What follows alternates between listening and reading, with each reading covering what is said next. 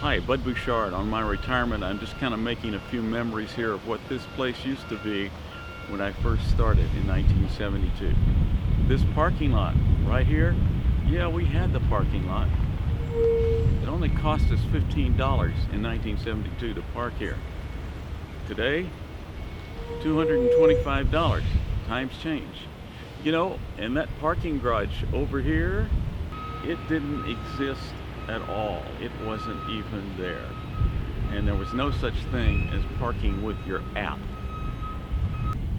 Well, the Union has been rebuilt, but right about where those doors are over there, you could go downstairs, and in the basement, or basement level, there was a lounge where they sold alcohol right here on campus. I do believe that and this was in the 80s, the age limit was 18 back in those days, and yes, alcohol right here on the campus, and it was the Rock Bottom Lounge. They would have the groups from the music school would come in there and perform, and also there was a jukebox, and I think there were peanuts on the floor or something like that. It was kind of sleazy down there, but it was the Rock Bottom Lounge right here on campus serving alcohol. Over the years, Fry Street has changed a good bit. Let's start over here with what is now the Public House. That once was a drugstore, believe it or not. Then it became a kind of a disco place during that era. Then it became a place with live bands under different owners and different names. It was no longer the Mulberry Square drugstore. It was Mulberry Street or something like that. But it's now Public House. And I think it was firebombed, and that kind of shut it down before they redid it and made it the Public House. Over where Potbelly and Chipotle are, that used to be a great campus hangout called the Flying Tomato. It was one of those places that you'd go in and people had carved their names in the tables, and you know, it was just a kind of a sleazy place, but campus students loved it here. And in fact, when they were going to tear it down and build a CVS there's a protester who chained himself inside the restaurant to a pole. And eventually they got him out. But a little bit later, when they found out the building was going to be destroyed, somebody helped them and went ahead and bombed the place, firebombed the place. The fire was so hot, it happened at a nighttime when I was teaching here. Fire was so hot, it literally melted one of the fronts of one of the cars that was parked out front. And of course, the telephone lines came down, and that did away with the power. But that was the good old Flying Tomato back in those days. Now, Chipotle and Potbelly. So we go from Potbelly and Chipotle back to the pizza days. And that was a long time ago. Back in the 70s when I first came here, the offices were not up here.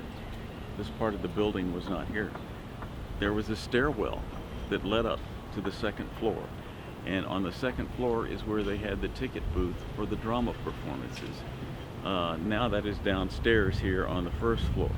And if you look very carefully at the building here, in the shape of the drama theater building, you can look on the sidewalk out here and tell where the old part of the steps and stairs used to be. It's still a semicircle right out here in the front. Take a look. Okay, see the shape of the theater there? The roundness? That matched the roundness that we shot outside where the stairs used to be, going upstairs to the... Okay, here we are in the drama section of the building, but right now it's drama. Back behind those doors was Studio A for the television station. It's now kind of a practice lab for the drama folks. And over here, behind those doors, was Master Control. And on the other other side was Studio B. Over here where these bulletin boards are, there used to be a little door that you would rent your equipment through. Here it was a half of a door. Then there were offices where we have right now. That would be Studio B, where the black curtains are, and then the drama theater, the box theater, was behind here. Where our lab is, that used to be the speech department offices. This was originally radio, TV, film under the speech department. They, of course, have moved to the other building.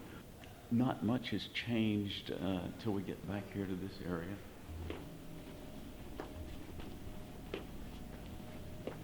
This was here, but right here we had a men's room and a women's room. The area where the Coke machines are now. And, oh, you know what I didn't show you was, this is the old stairwell. These nice, rough, cut your hands on banisters, they used to be in the front too. That was the way those stairwells looked in the front of the building. Now as we cross this line right here, this is all new. This whole part of the building. Where Martin's office is, this classroom, control room A and B. So again, you can see that there have been quite a few changes since the early days of my teaching here. 46 years ago, hard to believe.